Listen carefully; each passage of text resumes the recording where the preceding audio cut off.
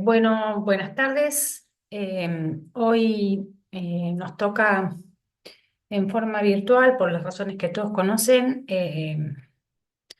este tema que es el procedimiento, el marco legal en realidad, para el procedimiento, para el trasplante de órganos y tejidos.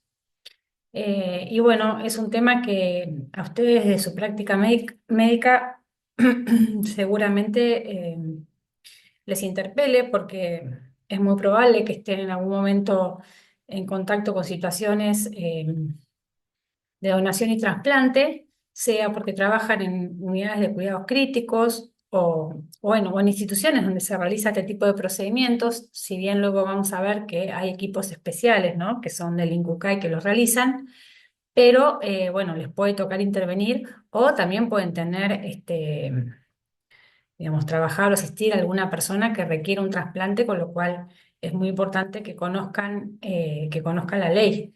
Bueno, es un tema que, como saben, lo vemos en medicina legal y lo vemos también en bioética. Hoy vamos a ver más el enfoque legal. Vamos a tratar de razonar un poco el procedimiento, ¿no? Desde que empieza hasta que termina. Eh, Pasito a paso. Eh, y bueno, y vamos a pensar en primer lugar acerca de la magnitud del problema. Esto está sacado de la página del INCUCAI, a la cual todos pueden acceder. Y tienen como en vivo estas estadísticas que se van, bueno, actualizando. En este momento hay 7.210 personas que requieren un trasplante para salvar su vida. En lo que va del 2024 ya se han realizado 1.323 trasplantes y 593 personas han donado sus órganos. Y ese es un índice, el último, 12,6 por millón, es la cantidad de donantes. Es un índice universal, ¿no? Para ver cómo estamos en materia de donación. Si bien vamos a ver que nuestro régimen es el de la donación presunta, bueno, acá el gran problema, ¿no? del tema de los trasplantes es eh, la alta demanda y escasa oferta, ¿no? Porque, bueno, como ustedes saben, para donar un órgano se requiere morir en determinadas condiciones, ¿no? Bueno, y más allá de la donación presunta, nunca es suficiente, ¿no? Acá el tema de la justicia distributiva de la bioética eh, se aplica al 100%, ¿no? ¿Cuáles son los criterios justos y equitativos para distribuir la escasa cantidad de órganos que existen frente a la alta demanda o requerimiento de los mismos? Bueno, y en esto es importante que bueno, la ley sienta, tener en cuenta que la ley sienta unos principios muy estrictos. Es un procedimiento, todo el procedimiento de donación de órganos y trasplantes tiene que estar atravesado por dos criterios que son la transparencia y la trazabilidad. ¿Eh? Y bueno, los principios como generales que sienta la ley es, y esto está fundamentado en nuestro Código Civil, que establece una palabra rara para ustedes, lo sé, que es la palabra extrapatrimonialidad. ¿Qué quiere decir? Que no se puede lucrar, que las partes de nuestro cuerpo, eh, dice, así lo dice el Código Civil, ¿no? La extrapatrimonialidad del cuerpo humano. No se puede lucrar con el mismo, ¿no? Y esto tiene que ver con el principio de dignidad del ser humano, ¿no? Eh, el, el cuerpo nuestro no se compra ni se vende, ¿no? Eso es como un principio que guía toda esta cuestión.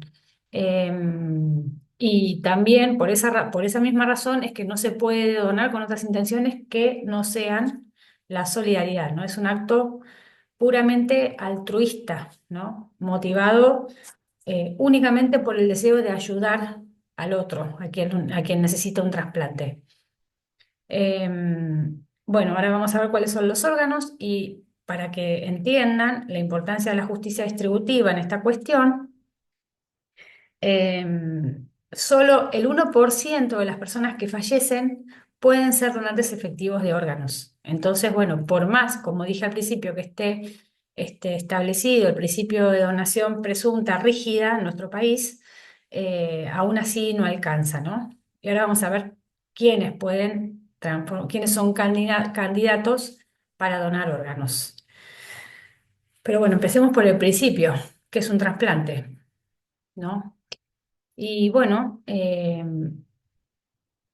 es el último recurso, ¿no? Cuando, así lo dice la ley, no sé si exactamente en esos términos, pero algo así, es el último recurso cuando otros eh, tratamientos ya han fracasado, ¿no?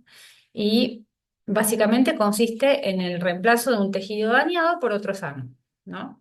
En caso de los tejidos y en caso de los órganos, el reemplazo del órgano del enfermo, eh, perdón, el reemplazo del órgano enfermo por un órgano sano.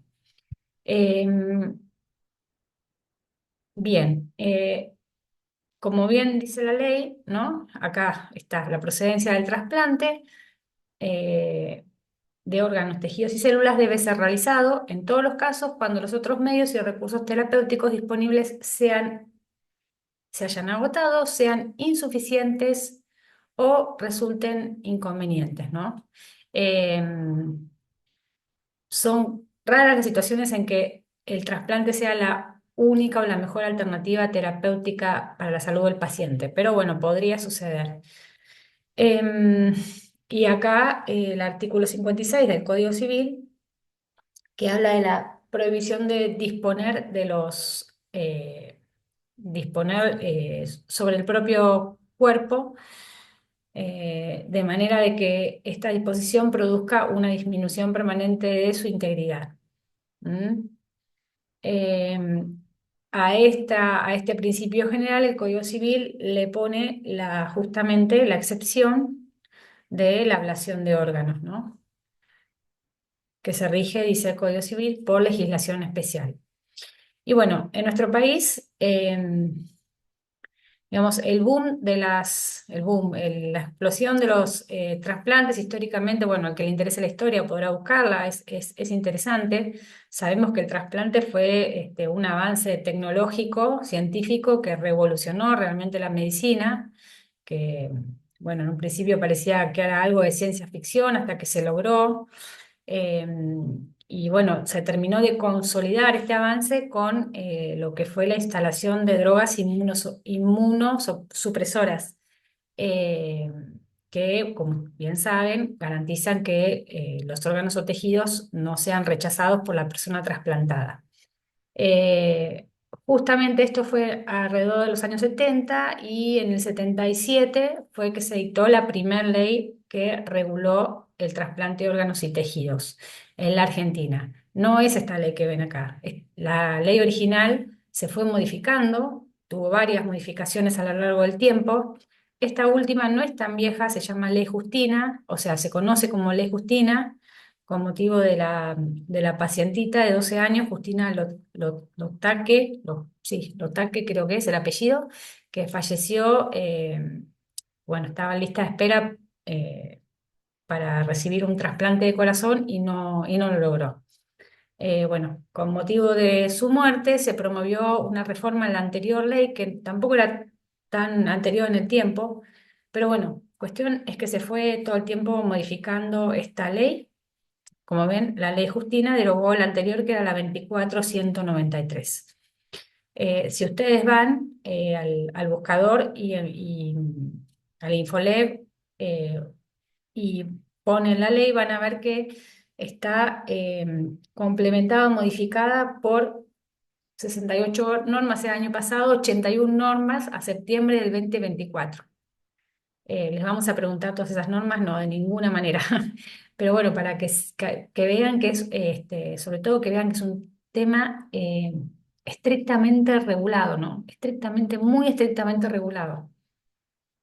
Eh, Acá señalamos algunas de las más importantes de lo que es el marco jurídico, ¿no? La más importante es la ley y su reglamentación. Eh, pero luego tenemos estos protocolos, eh, protocolos que se aprobaron por diferentes resoluciones. Uno destinado a regular lo que es cómo se debe actuar para llevar adelante el proceso de trasplante que está destinado a profesionales. Otro que es para lo que es la determinación del cese irreversible de las funciones encefálicas o certificación del fallecimiento, que con la ley Justina, justamente lo que es certificación del fallecimiento quedó por fuera de la ley. La ley remite justamente a este protocolo, lo que permite que el protocolo para la certificación de la muerte encefálica se vaya como actualizando permanente, no sé si permanentemente, pero conforme la evidencia científica va cambiando, ¿no? Entonces, esto le da más flexibilidad y hace que no sea necesario cada vez tener que reformar la ley, ¿no? Que es algo como muy técnico y en lo que es neurología, digamos, básicamente hay como muchos avances científicos permanentemente. Eh, bueno, unas directrices destinadas a los establecimientos asistenciales que trabajan con procuración de órganos, que ya vamos a ver que no son todos. Esta guía, que es importante, la guía para la calidad y seguridad de órganos para el trasplante, y fíjense que a continuación siguen todos los criterios para la distribución, que ahora vamos a ver que conforme cada órgano, una vez que se obtienen los órganos, los criterios para la distribución, es decir, para asignar a qué paciente esos órganos se van a destinar, son diferentes conforme cada uno de los órganos. Y bueno, y importante también esta ley, la 26.928, que es de protección integral para personas trasplantadas, que establece una serie de beneficios y derechos de estas personas y coberturas específicas, eh, que bueno, dada la vulnerabilidad de tanto de las personas trasplantadas en lista de espera o trasplantadas, bueno, gozan de ciertos derechos reforzados. Bueno, acá les hice un copy y pegue de lo que es simplemente la ley y todas las resoluciones, decretos reglamentarios, etcétera, eh, que le han sucedido. Fíjense, 2018, 2019, 2019, 2020.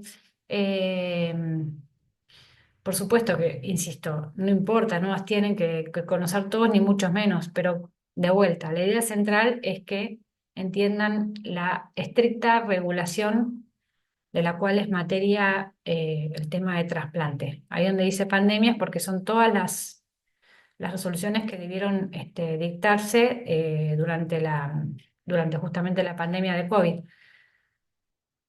Eh, 2020, 2021, seguimos 2022. Bien, y como les dije, del año pasado se agregaron de las 68 normas que la complementan, hoy tenemos 81. No las puse acá, pero bueno. Em, bueno, como otro pilar de los trasplantes es el tema de la concientización, ¿no? De la comunidad, por esto que mencionábamos antes de la importancia de llegar a muchas personas para que tomemos conciencia de la importancia bueno, en la ley argentina sería hoy de manifestar nuestra voluntad positiva de ser donantes, que la verdad es que a la hora de certificar la muerte, cuando se constata que la persona manifestó su voluntad positiva, el procedimiento se simplifica relativamente, ¿no? Aunque existe el tema de la donación presunta, es mejor expedirse por la afirmativa. Por eso es que por eso y por otras razones es que se siguen haciendo estas campañas que concientizan respecto de cómo es justamente, ¿no? La donación de órganos salva vidas, realmente, real y literalmente. Eh, bueno, esta es la última del CUCAIBA, que es el organismo, digamos, el organismo de procuración de órganos de la provincia de Buenos Aires. Y bueno, como les dije, la ley Justina, que es del año 2018, cambió algunas cuestiones. Eh, Bueno, el concepto de donación presunta ya existía en la ley anterior, pero lo que hizo la ley Justina fue como acentuarlo, ¿no? Porque la ley anterior, si bien estaba la donación presunta, eh, igual había una instancia en donde el organismo de procuración, los médicos que se ocupaban del proceso de donación y trasplante, indagaban en la familia cuál había sido la voluntad de la persona fallecida. Eso se sacó. Ahora simplemente se comunica, básicamente lo que se hace es comunicar a la familia del fallecido que su familiar es donante de órganos, ¿no? Sea porque lo dejó expresamente establecido o porque no se manifestó, no manifestó su voluntad. Porque la donación presunta es justamente eso, que quien no haya manifestado su voluntad por alguno de los canales establecidos se considera o se presume, por eso presunta, se presume que es donante. Entonces, la ley Justina fortaleció este concepto, introdujo el tema de la donación cruzada, que ya se hacía, pero no estaba regulada. De hecho, la que todos conocemos, que es la del periodista Lanata, se hizo antes de la ley Justina. Bueno, estableció cuáles eran los principios aplicables y los derechos de los donantes. Eh, Dispone la creación de servicios de procuración al interior de los establecimientos hospitalarios, eh, que bueno, son los que se ocupan de llevar adelante sobre todo la parte administrativa bueno, y otras cuestiones vinculadas con el proceso.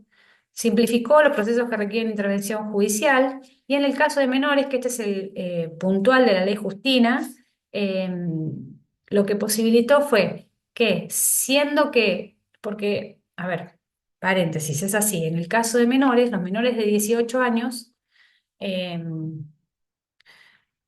quedan excepto el tema de la donación presunta, es decir, la donación presunta rige para todas las personas mayores de 18 años. En los menores de 18 se requiere la autorización de ambos progenitores. Ahora bien, lo que la ley Justina flexibilizó es la posibilidad de que si uno solo de los progenitores está presente al momento de firmar la autorización, este solo progenitor puede autorizar la ablación. Pero después lo aclara muy bien la ley, ¿eh? Se requiere sí o sí que ambos estén de acuerdo, porque siendo menores la negativa de uno de los progenitores eh, anula la posibilidad de realizar la donación. Eh, bueno, esto de los medios de comunicación, perdón, que es muy importante y es algo que desde el INCUCAI se está permanentemente reforzando, ¿no? Todavía hay en torno al trasplante de órganos y tejidos mucho, mucho mito, ¿no? Mucho desconocimiento, a veces incluso por parte de los equipos de salud. Eh, y, y bueno, la verdad que todo este mito, toda esta fantasía en torno a lo que es realmente un proceso de trasplante de órganos, con toda la complejidad que implica, la logística, la cantidad de profesionales que intervienen, lo difícil, lo complejo que es el proceso, ¿no?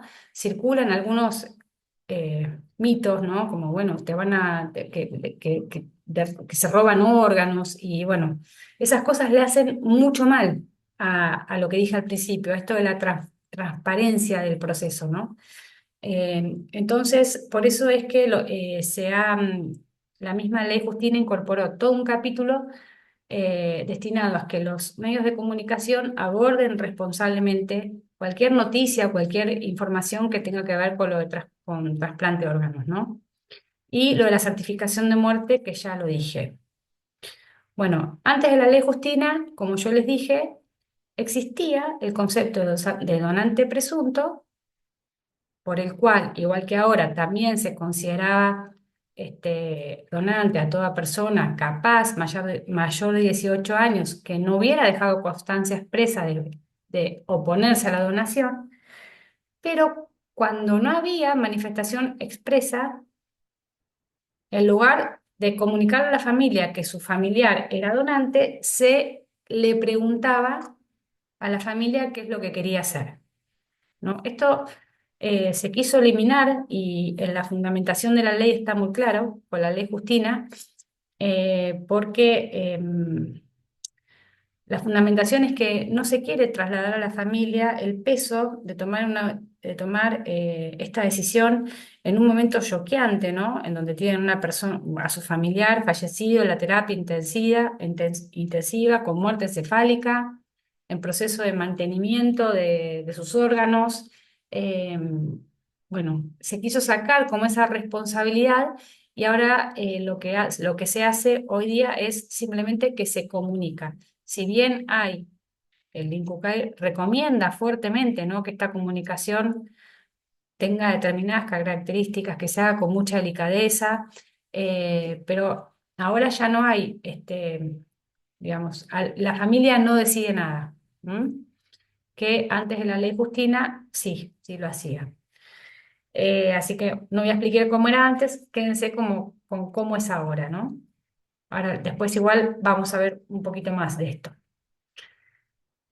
Los principios que incorpora la ley son principios tomados de la ética, de la bioética, y bueno, se refuerza el respeto por la dignidad humana, por la autonomía de la voluntad, y esto pudo haber sido cuestionado, ¿no? De hecho lo es, por algunas voces aún, porque lo que se dice es que la donación presunta, hay ciertos sectores que opinan que la donación presunta viola la autonomía de la voluntad. De vuelta, en los fundamentos o considerandos de la ley anterior a la ley Justina, en donde se estableció lo de la donación presunta, lo que se dijo es que la autonomía de la voluntad queda indemne, porque la persona en vida conserva la autonomía de voluntad justamente para expresar qué es lo que desea hacer, por sí o por no, o incluso puede restringir la donación a determinados órganos o para determinados fines. Eso está indemne en vida. Eh, por eso es que, bueno, eh, desde ese punto de vista, yo estoy de acuerdo, se entiende que la autonomía de la voluntad no está para nada comprometida, ¿no? Bueno, lo de la solidaridad y la justicia distributiva, y esto tiene que ver con los criterios de distribución de los órganos, que vamos a ver que se intenta buscar sistemas que varían de acuerdo a cada órgano para poder mantener la equidad en cada uno de los procesos de donación de órganos que se van sucediendo y que son diferentes de acuerdo a cada uno de los órganos. Bueno, la equidad, lo que tiene que ver con el acceso a los tratamientos de trasplante, por eso es que tienen cobertura al 100% en los tres subsistemas, el público, el privado y la seguridad social, y, y hay, digamos, ciertas prerrogativas que las personas en lista de espera o las personas trasplantadas a las cuales pueden acceder. Bueno, ya dije lo de la extrapatrimonialidad del cuerpo humano, sus órganos, tejidos y células, que esto está recogido del Código Civil. La atención integral del paciente trasplantado. Y señalo los más importantes, la voluntariedad, altruismo y gratuidad en la donación. Todos estos, cada uno de estos principios son como muy gordos, tienen un montón de contenido. No importa que los mencionan de memoria, pero ahora vamos a ver cómo cada uno de estos se expresa en cada uno de los pasos del procedimiento, ¿no? El derecho a la intimidad, a la privacidad y confidencialidad. Este, bueno, sepan que desde ya, ¿no?, que donante y receptor no se pueden conocer. Eh, los datos personales que se manejan en la donación se resguardan como en todo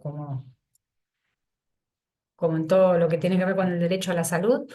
Eh, no puede la autoridad competente divulgar los datos de la identidad de los donantes y receptores si se le comunica a la familia del donante el lugar o el destino final de los órganos. Por ejemplo, no sé, se van de la provincia de Buenos Aires a la provincia de Córdoba, y el nombre de pila, ¿no? Pero después el resto no se conoce. Después vamos a ver por qué. Y el derecho a la integridad, los riesgos y beneficios siempre tienen que estar balanceados, ¿no?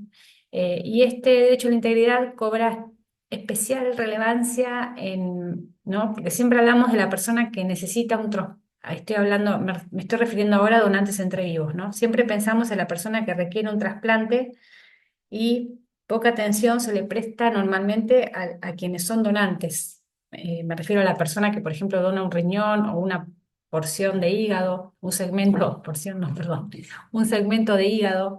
Bueno, ahí hay como un reclamo desde la bioética de indagar realmente cuál es la voluntad de esa persona, ¿no? Que esa voluntad sea verdaderamente libre de toda coacción que lo presione a tener que tomar esa decisión. Porque la realidad es que si bien uno puede vivir con un riñón, por ejemplo, bueno, no deja de ser un riesgo, no deja de tener, de ser una intervención que tiene muchas complicaciones, es decir, no es tan simple, ni tan, no es sacarse una muela, ¿no? Así que bueno, esto de los riesgos-beneficios sobre todo pesa en materia de donantes entre vivos para el donante. Bueno, el derecho a la información, al trato equitativo, a la cobertura integral, al traslado prioritario por vía aérea, etcétera. Acá están algunos de los derechos de las personas trasplantadas y en lista de espera, ¿no? En transporte, medicación y una asignación mensual.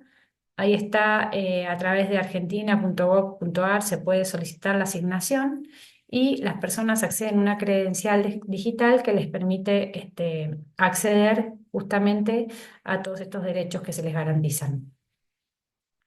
Em, bueno, cualquier establecimiento puede realizar eh, trasplantes, no, tienen que estar autorizado y habilitado por la respectiva autoridad de Contralor, ¿no?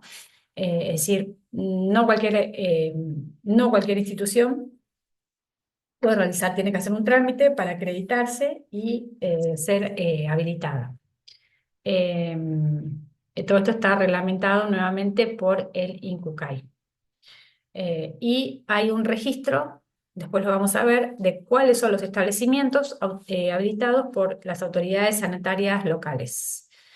Eh, bueno, fíjense cómo nuestro sistema de, tra- de trasplante es bien federal, ¿no? Porque hay un organismo central que es el INCUCAI, ahí tienen lo que significa, Instituto Nacional Central Único Coordinador de Ablación e Implante, que es el que normatiza, coordina y fiscaliza, ¿no? En todo el país. Pero después, cada provincia tiene su propio instituto de trasplantes, que ven que el nombre cambia según la provincia de que se trate.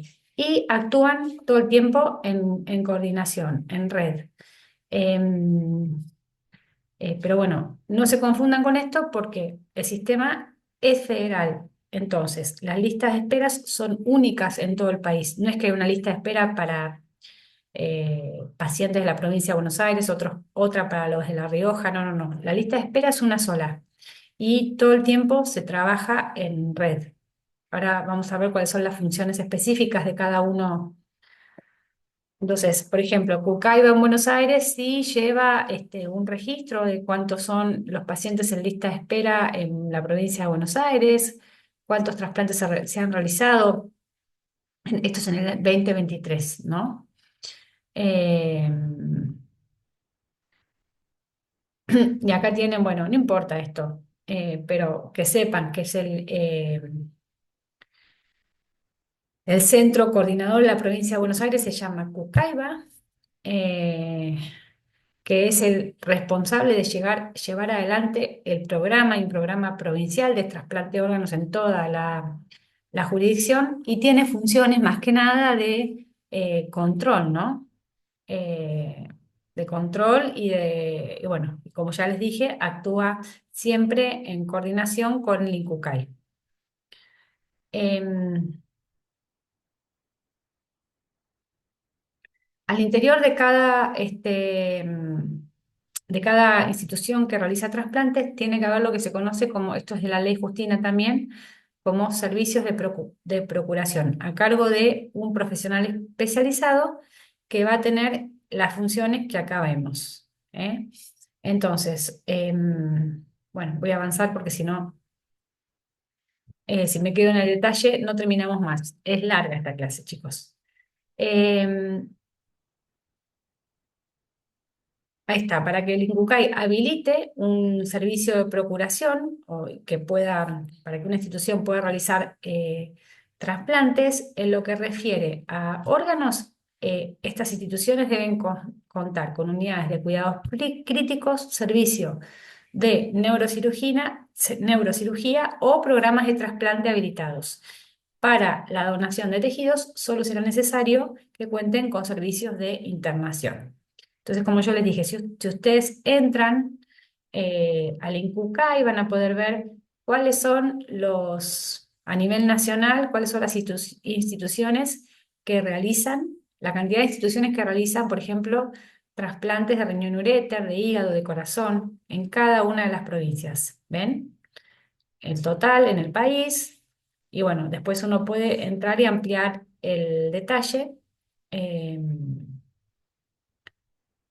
y ver cuáles son efectivamente. Fíjense que bueno, vamos a ver, todo esto está sacado de Sintra, ¿no? Que es el sistema que centraliza toda la información, al cual toda la comunidad tiene diferentes niveles de acceso. Es decir, yo eh, como Argentina, digamos, puedo acceder para ver, por ejemplo, estas cuestiones.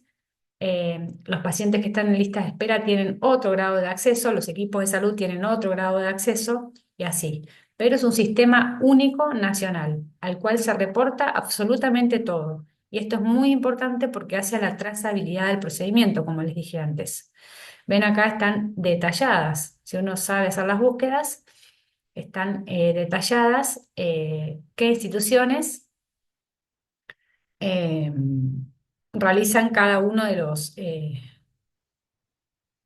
procedimientos de cada uno de los órganos.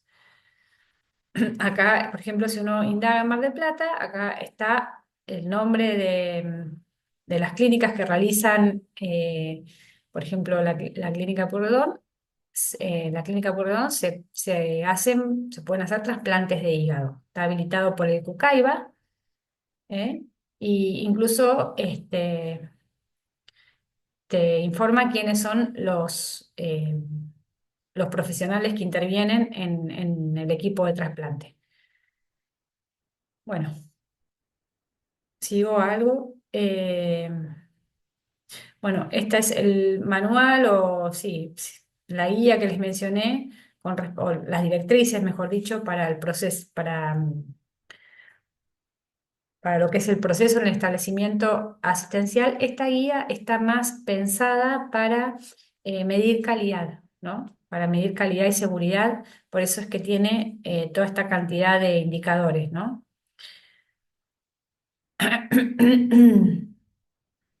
Bien, y ahora, bien, ¿qué órganos se pueden donar? Es la pregunta que sigue, ¿no? Bueno, depende como donación, dos grandes grupos, donante cadavérico y donante vivo.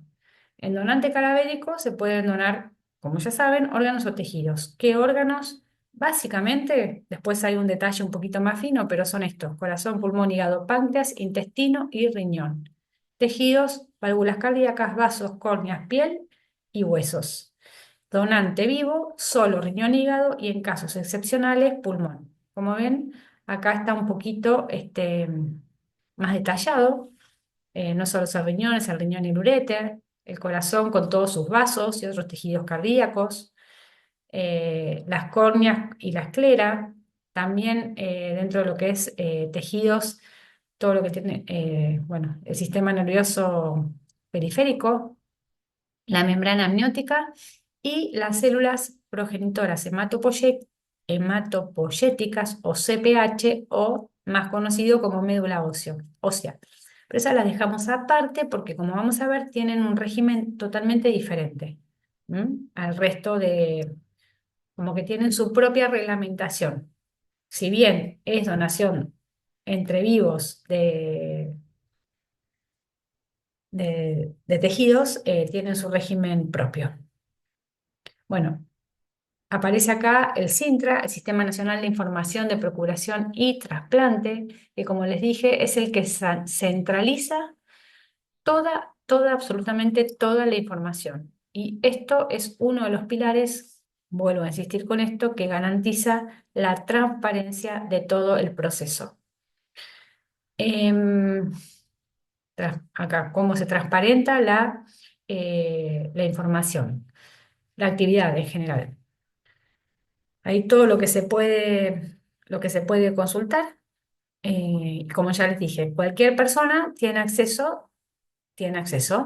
Está separado por módulos y la información que contiene está dada en tiempo real. ¿Y quiénes reportan? ¿Qué actores utilizan el Sintra? Bueno, como ven todos, la comunidad, los pacientes, los bancos de tejidos, los financiadores, los laboratorios, los equipos de trasplantes, los centros de diálisis.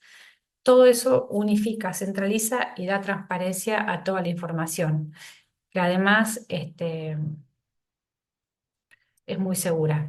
Bien, eh, por ejemplo, los pacientes pueden acceder a ver qué cantidad de pacientes inscritos en lista de espera para cada uno de los órganos hay, ¿no?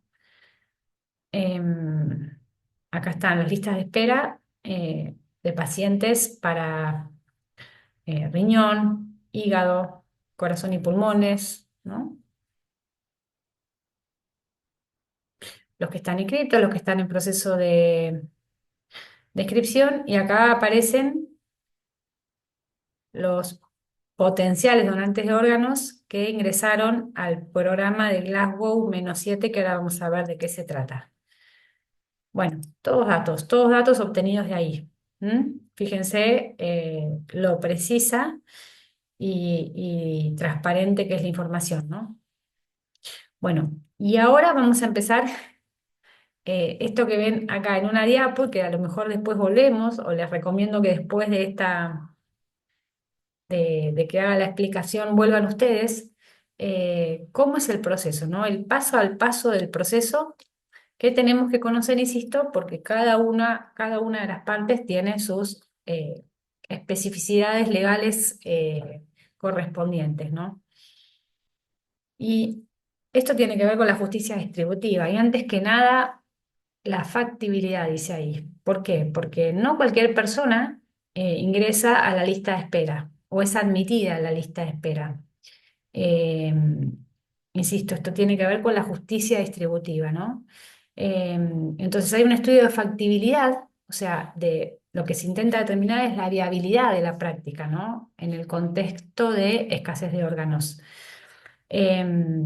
Entonces, de manera que si no hay posibilidades de sobrevida por el estado clínico, o por las potenciales complicaciones, se diagnostica y se fundamenta la no factibilidad, ¿no? Es decir, personas que, bueno, intentan ser inscritas en lista de espera y puede que no lo logren por esta razón, ¿no? O sea, eh, tiene que estar fundamentado, ¿no? Pero quédense con este concepto. No cualquier persona ingresa en las listas de espera. Hay como una admisión, como un juicio de valor que realiza el INCUCAI y el equipo tratante para determinar justamente esto, ¿no? La factibilidad.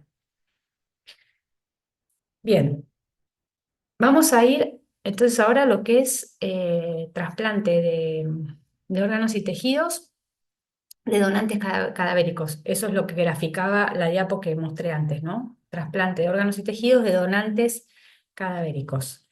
Y que sepan en un primer momento que para ser candidato a ser donante de órganos tienen que darse circunstancias muy específicas, ¿no? Eh, ¿Por qué? Porque para poder donar órganos hay que haber fallecido por muerte encefálica. Ahora vamos a ver qué es. Pero se tiene que haber producido y certificado la muerte encefálica en circunstancias de que el paciente va a estar conectado a asistencia respiratoria mecánica e inmediatamente de certificada la muerte, se va a empezar el proceso que se conoce como, me adelanté un poquito, pero bueno, es lo que sucede. de tratamiento, tratamiento del potencial donante, ¿no? Porque si no los órganos se pierden, o sea que todo eso va casi todo junto.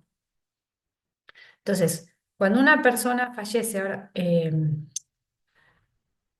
a ver, ¿cómo explico? Em, Primero, bueno, hay que certificar el fallecimiento, ¿no? La persona se certifica que tiene muerte encefálica. Paralelamente, esto es lo que a esto se refiere con selección, eh, hay que descartar que la persona tenga enfermedades transmisibles, ¿no? Eh, Porque eh, según qué tipo de enfermedad lo hace candidato a ser donante o no. Hay enfermedades que anulan la posibilidad de donación de todos los órganos y otras que anulan la posibilidad de solo alguno de los órganos. Eh, y bueno, y paralelamente lo que se hace es consultar si la persona fallecida dejó constancia de su voluntad, ¿no? A través de los medios habilitados al efecto. Todo esto es como paralelo, ¿no? Entonces, para que una persona sea donante de órganos, tienen que fallecer, como dije, por muerte encefálica. ¿Y qué es lo que origina en general la muerte encefálica, no? Bueno, algún tipo de injuria cerebral, que puede ser un tumor, una hemorragia, una herida de bala, que coloque al paciente en un estado que se conoce, bueno, ustedes conocen la escala de Glasgow para medir el nivel de conciencia de las personas.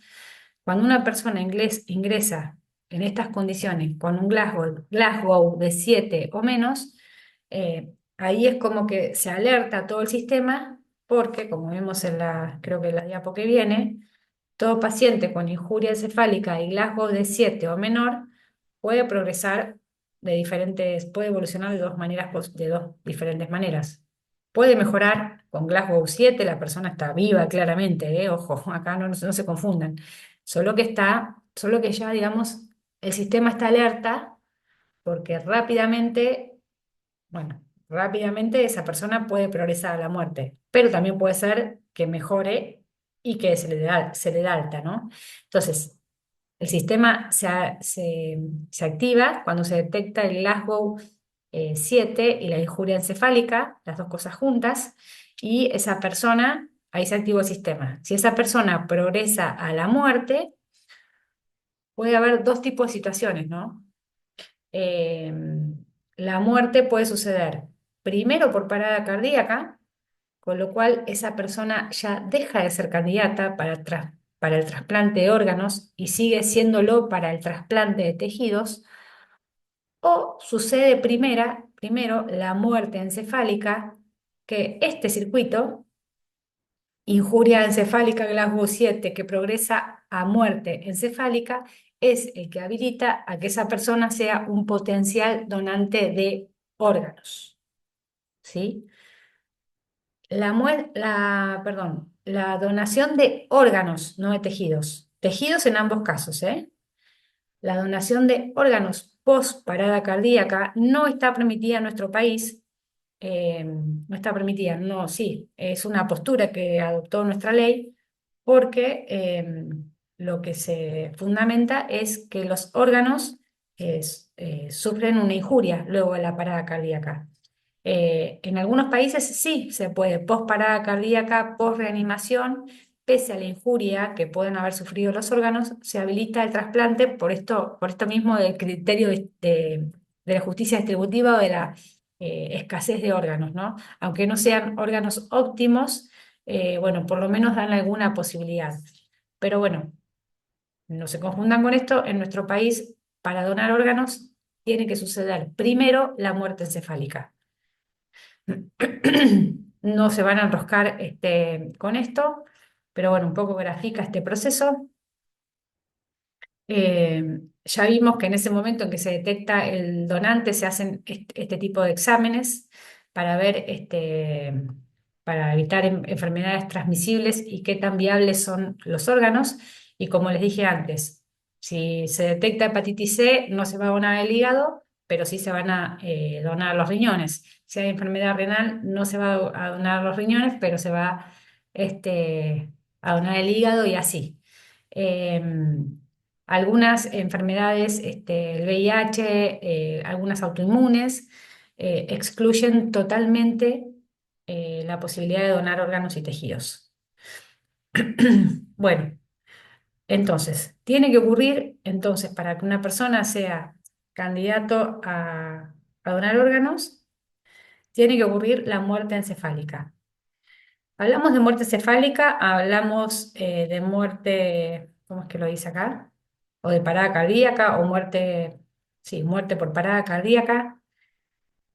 A ustedes no hace falta que les aclare que ambos conceptos significan que la persona está muerta, ¿no? Muerta, hay muerte. Eh, y, digamos, el hecho de que sus órganos, digamos, que se la mantenga conectada a un respirador y sus órganos se mantengan perfundidos, eh, es simplemente a los fines de conservar la viabilidad de esos órganos. ¿Eh? Pero la muerte está ya certificada. Hay lesión de ambos hemisferios, hay lesión no, hay pérdida total de las funciones de ambos hemisferios cerebrales y del tronco encefálico. Con lo cual, bueno, la persona está muerta a todos sus efectos, ¿no? Eh, lo mismo que se ocurre la parada cardiorrespiratoria, ¿no? Esa es una muerte como más aceptada. En ese caso, la persona no va a ser mantenida artificialmente con vida porque solo será donante de tejidos y es como más fácil de aceptar. Pero distinguir todos estos conceptos de lo que puede ser el coma, un coma profundo, ¿no? Esas son situaciones diferentes. Para que haya muerte tiene que haber electroencefalograma plano y ausencia total de actividad cerebral, ¿no? Y otros criterios que luego vamos a ver. Pero a lo que voy es muerte es una sola, ¿m? El concepto de muerte. Y para la ley es una sola muerte, no discrimina en el sentido de los efectos jurídicos el tipo de muerte. Pero importante esto para transmitir y transmitir a las personas y el cuidado que tenemos que tener a la hora de comunicar, ¿no? La noticia de muerte, de una muerte cefálica de un familiar, ¿no? ¿Por qué respira? Eh, Esas preguntas aparecen en ese momento de shock y tan traumático para una familia, ¿no? Por eso, esto aclara eso nuevamente, eh, la muerte encefálica o paro circulatorio cerebral es lo que se certifica, que no tiene nada que ver con la coma, con estados diversos de coma, ¿no? Eh, Bueno, eso a ustedes ya casi son médicos, no hace falta aclararlos, pero sí a las personas por ahí que no conocen o que no entienden o que no terminan de entender cuál es la diferencia. Bueno, la muerte encefálica era lo que antes también se le dice muerte cerebral, ¿no? Y es un concepto relativamente nuevo, la muerte, digamos, que aparece además con la aparición de los respiradores. Antes no era posible. Eh, Bueno, y acá lo que les decía, evitar frases como la persona está grave, tiene pocas probabilidades de vida, tiene muerte cerebral, ¿no? No, esas frases no porque confunden a las personas. La muerte es una sola, solo que existen dos formas de certificarla. ¿M? Y de vuelta a este concepto, la ablación de órganos solo es posible en personas que han fallecido. Bien.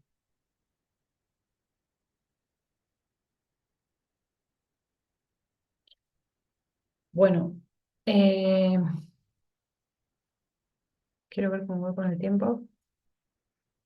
No, vamos bien, todavía queda tiempo. Entonces, les decía, el concepto jurídico de muerte, ¿no? Creo que ya lo hablamos en alguna clase, pero la muerte es un hecho biológico que marca la extinción de la personalidad jurídica. Es decir, a partir de que una persona muere, deja de tener la posibilidad de adquirir derechos y contraer obligaciones y se extinguen algunos derechos como la personalidad, bueno, todos los derechos y obligaciones vinculadas al matrimonio, la patria potestad, la tutela, la curatela, etcétera. Pero bueno, como ven, la muerte es un hecho biológico con fuertes consecuencias jurídicas, ¿no? Por eso es que en algún momento resaltamos la responsabilidad que tienen los médicos en la certificación de la muerte, ¿no? Como hecho jurídico, como hecho biológico, pero también como hecho jurídico. Em, y bueno, de certificación de muerte lo que me interesa que comprendan es que hoy con la ley Justina hay un protocolo que está por fuera de la ley, que es el protocolo, a ver si lo tenemos acá, el Protocolo Nacional para la Determinación del Cese Irreversible de las Funciones Encefálicas, que es el que les va a guiar en la determinación y certificación del fallecimiento de las personas que fallecen en estas condiciones, ¿no?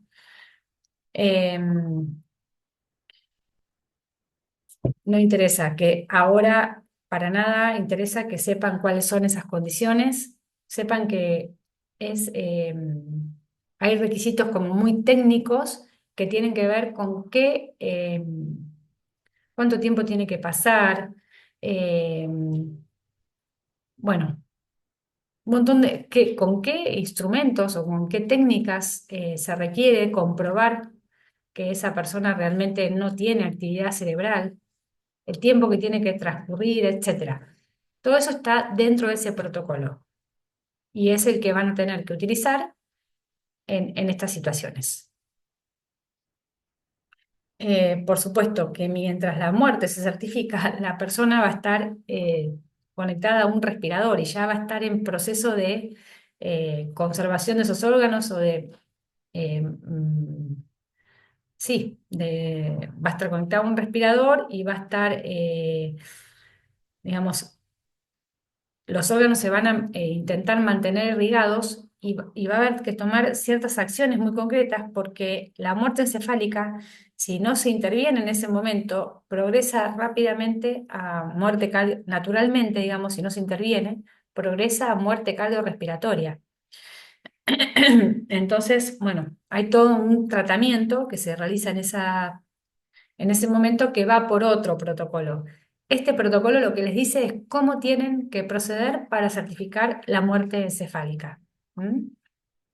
Ahí tienen lo que van a tener que corroborar a través de diferentes instrumentos detallados aquí. Van a tener que corroborar que no hay respuesta cerebral, que hay pérdida absoluta de conciencia, que no hay respiración espontánea.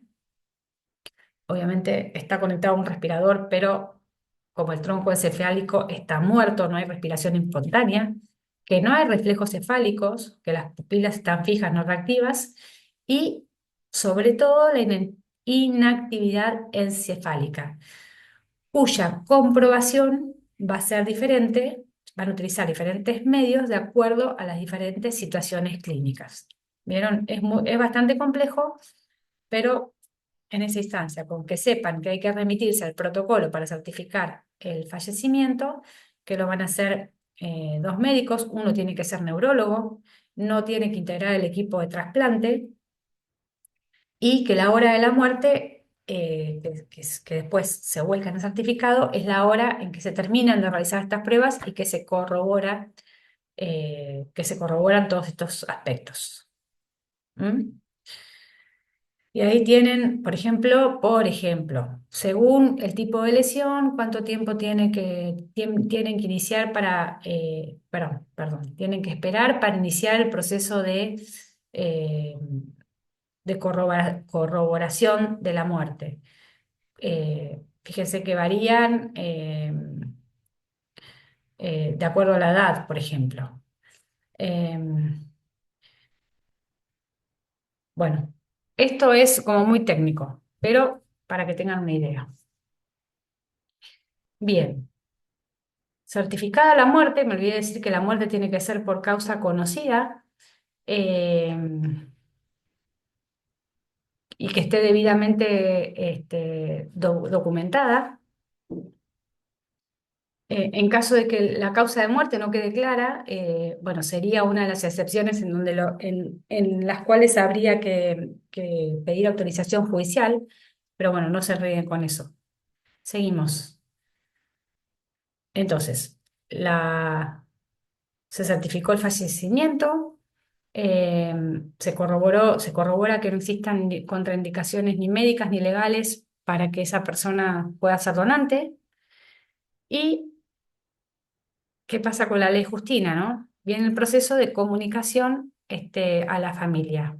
Antes la ley Justina, como ya les dije, era consulta a la familia.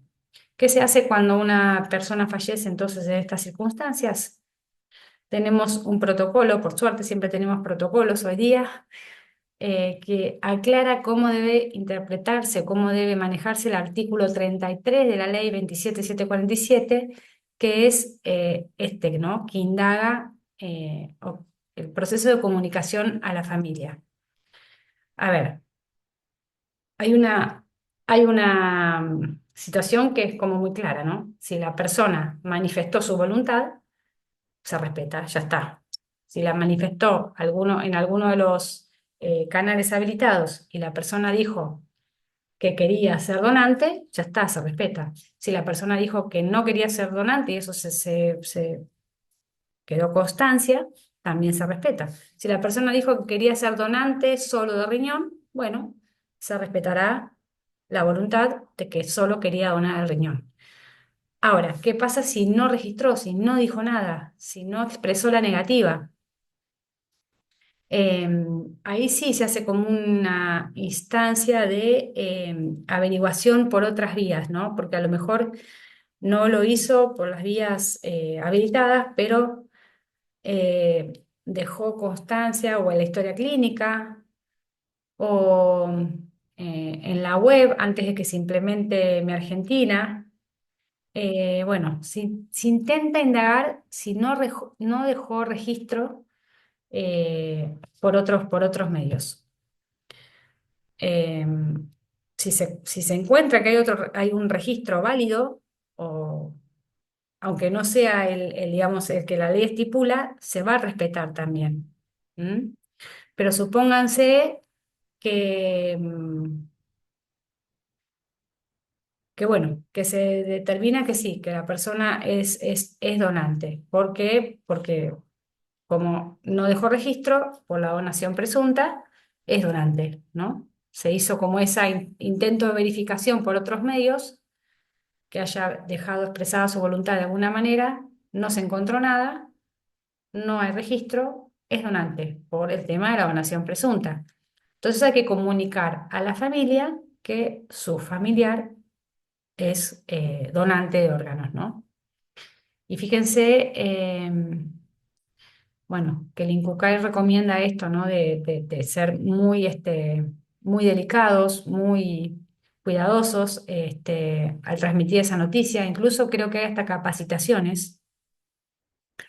Em, Bien, y lo que hay que comunicar es esto, ¿no? Que como no existe manifestación expresa negativa, su familiar es un donante de órganos y o tejidos. ¿Se entendió? Bueno, espero que sí. Bien. Entonces, ¿dónde se puede, cuáles son los canales que la ley habilita para expresar la voluntad de ser o no donante? Estos que ven acá, el INCUCAI, el RENAPER, los registros civiles, el OPAI, el correo oficial y hace un tiempo a través de la aplicación Mi Argentina. Bien, esos son los canales en los cuales uno puede dejar constancia. Bueno, ya hablamos de esto. Bueno, paralelamente a la certificación del fallecimiento, es todo el tratamiento del donante, ¿no? Eh, que tiene como objetivo mantener la adecuada perfusión y oxigenación de los órganos cadavéricos para el futuro trasplante. Eso hay que hacerlo sí o sí, porque si no los órganos se pierden. Ya dijimos lo de la intervención judicial, no. hay que aclarar esto, ¿no? Si la causa de muerte es violenta, es traumática o es dudosa, ahí sí interviene el juzgado, ¿no? Pero bueno, tampoco se enrosquen con esto.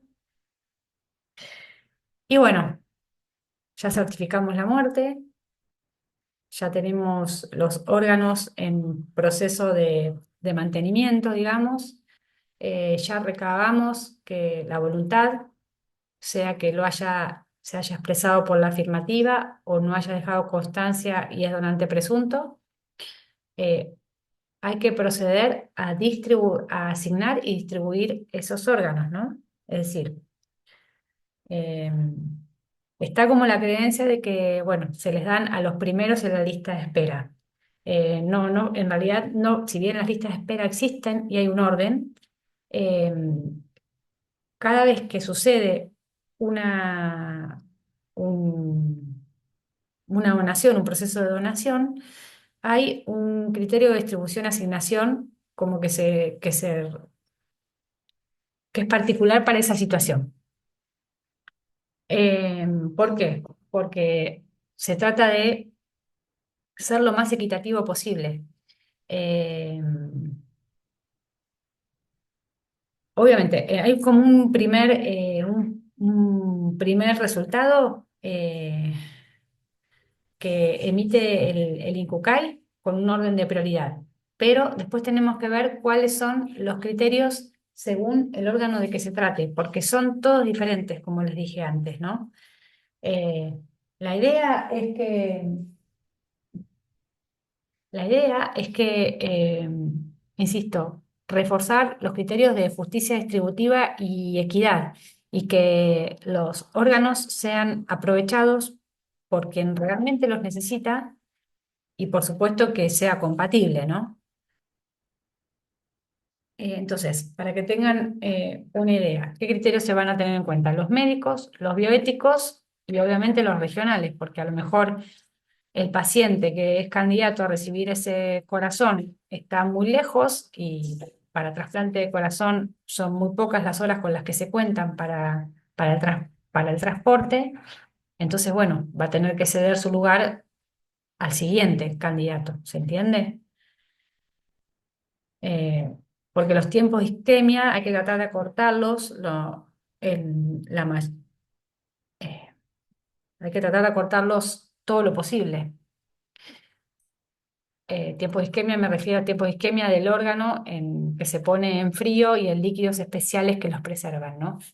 Entonces, para que tengan una idea, en distribución renal, por ejemplo, hay un criterio que es por sumatoria de puntos, perdón, que contemplan distintas variables. La antigüedad en diálisis, la edad, el grupo sanguíneo, la compatibilidad entre el donante y el receptor, etcétera. En trasplante renal hay una lista de espera renal pediátrica, de manera que si quien fallece, el donante es menor de 18 años, se distribuyen primero en esta lista de espera pediátrica. ¿Eh? Y así, 18 y 54 años ya se distribuye entre todos los pacientes y los de 55 más se distribuyen entre pacientes mayores de 18 años. ¿Cuál es la idea? Priorizar los pacientes pediátricos, ¿no? ¿Por qué? Porque, bueno, sabemos lo que implica la necesidad de un trasplante pediátrico, eh, bueno, la expectativa de vida que tiene un paciente pediátrico, y bueno, el tiempo acotado de las diálisis. Entonces, bueno, hay como una decisión bioética de priorizar a los pacientes pediátricos, que por eso es que están estos criterios que les mencioné recién. Bueno, em, Ah, en distribución renal también está el tema del acceso vascular, ¿no? Cuando los pacientes llevan mucho tiempo en diálisis, saben que en algún momento pueden agotar la posibilidad, se puede agotar la posibilidad de que tengan un acceso vascular viable, y bueno, y ahí se quedan ya sin posibilidades de seguir haciendo hemodiálisis. Entonces, bueno, ahí entrarían en principio a tener prioridad, si cumple con otros criterios, ¿no? Por ejemplo, para distribución hepática cambian los criterios y hay unos score, que son estos que tienen ahí mencionados, el PELT y el MEL. El MELT, unos para pacientes pediátricos y otros para pacientes adultos, que justamente evalúan, nada que ver, otros criterios, creatinina, sodio, eh, bueno, otros valores de laboratorio. ¿Y qué es lo que está buscando? La gravedad del cuadro hepático, ¿no? Sí, del cuadro. Eh, las personas entran en situación de emergencia cuando hay insuficiencia hepática aguda. Eh, en caso de que no estén en insuficiencia hepática, se hace este score, ¿no? Hay también una priorización pediátrica. Bueno, fíjense, se prioriza primero las personas en emergencia, se empata la antigüedad a la situación clínica y luego los pacientes en situación clínica electiva, que se ordena según el score que obtienen en estos,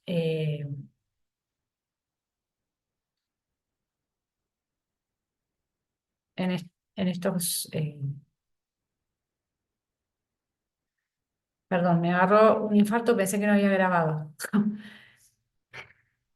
En estos se ordenan de acuerdo al score que tengan en estos test, en estos scores, precisamente. Bueno, los criterios para distribución de córneas escleras son más sencillos. Los criterios para distribución intratorácica, que acá no hay tantos scores, sino que son categorías estrictamente médicas que determinan emergencia A, B, urgencia o electiva, ¿no? Y por supuesto que acá tiene que ver la compatibilidad, el tamaño, ¿no? El grupo sanguíneo, la altura, el peso, las medidas antropométricas bueno, obviamente el estado de gravedad de los receptores. Bueno, finalmente, luego de estar determinado, hay como ese estudio, esa investigación que se hace para determinar a quién va a ir a parar cada uno de esos órganos antes de que se proceda a la ablación, porque entonces esto requiere un montón de trabajo en equipo, coordinación. Piensen que, supónganse que una persona fallece y es candidata a donar todos sus órganos y tejidos. Vienen de distintas provincias, en vuelos aéreos, hay que coordinar los diferentes quirófanos, los tiempos, es muy complejo, llegan a participar hasta 150 profesionales, ¿no? De diferentes equipos. Em, y todo tiene que ser muy coordinado porque el tiempo de preservación de los órganos, aún en isquemia fría y en el líquido correspondiente, el líquido de preservación, no es más de 20 horas. Eh, las córneas pueden preservarse más tiempo, hasta 10 días, y después hay bancos sí, que se preservan en medio estéril, como los huesos, las válvulas cardíacas y las piel, que son criopreservados y duran más tiempo. Pero bueno, para el resto de los órganos todo tiene que ser muy coordinado, muy articulado. Y bueno, recién cuando eso ya está como todo coordinado, se procede al lo que es la ablación en sí, ¿no? Que se hace en el quirófano con las normas de asepsia correspondientes. Y por supuesto, y esto está específicamente contemplado en la ley, el tema del trato con respeto y consideración, el trato con respeto al cuerpo de la persona fallecida, ¿no? Que además debe entregarse en un plazo, no recuerdo el tiempo, pero bueno, a la familia de la persona fallecida para que puedan proceder a la despedida, al entierro, lo que sea que hayan decidido.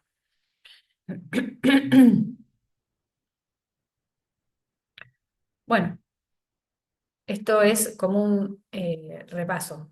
La detección, lo que te digo de selección de los órganos de la persona fallecida, la certificación de muerte, el tratamiento del donante, la comunicación, la intervención judicial, que solamente cuando es necesaria, ya vimos que solamente en casos de muerte dudosa, traumática o violenta, la distribución y la asignación y la ablación intrasplante en sí mismos. Lo mismo, dicho de otra manera, fíjense cómo certificada la muerte y seleccionados los órganos, viene el proceso de comunicación a la familia de la donación. perdón, a la familia del fallecido, y esto no lo dije, ¿no? Pero también, una vez que se decide que esos órganos van a ir para determinado potencial receptor, se comunica a la familia del receptor. Ven, ¿no? Cómo conviven, me imagino yo, dos situaciones de mucha alegría, como es esta, ¿no? De una persona que hace rato que está esperando ese órgano y finalmente llega, y la comunicación a la familia de la persona que ha fallecido, bueno, que es una noticia siempre traumática, choqueante, pero bueno, que en algunos casos las familias lo toman muy bien por el hecho de que sienten que, bueno, su ser querido está permitiendo que alguien más viva, ¿no? Bien, lo mismo, es como un repaso. Vuelvan al dibujito que vimos antes.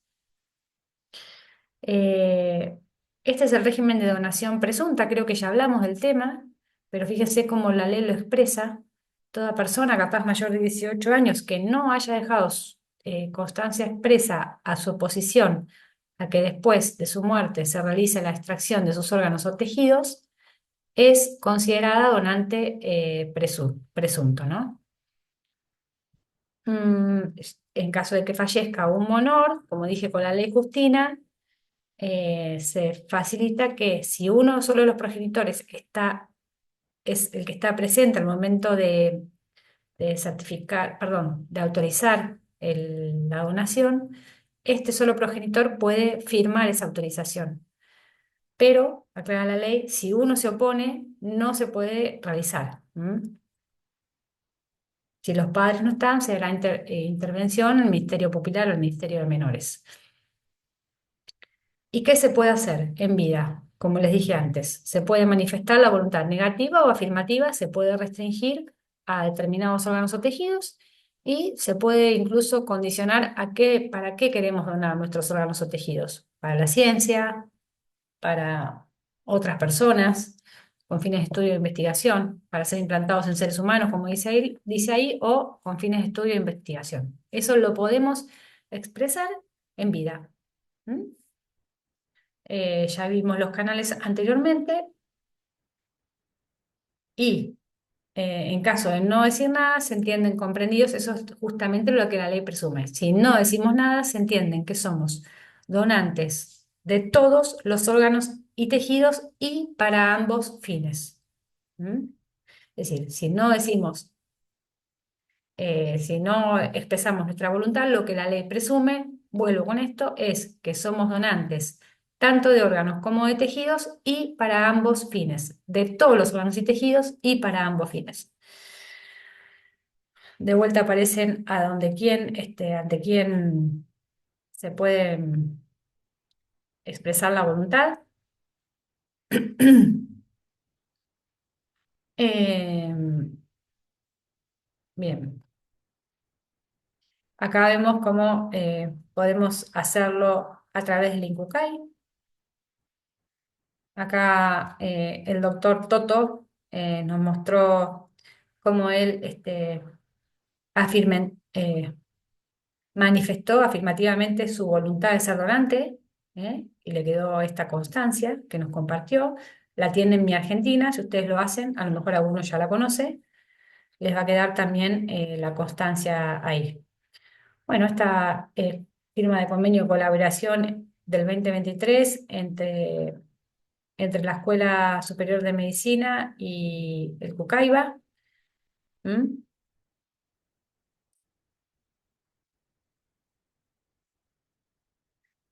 Em,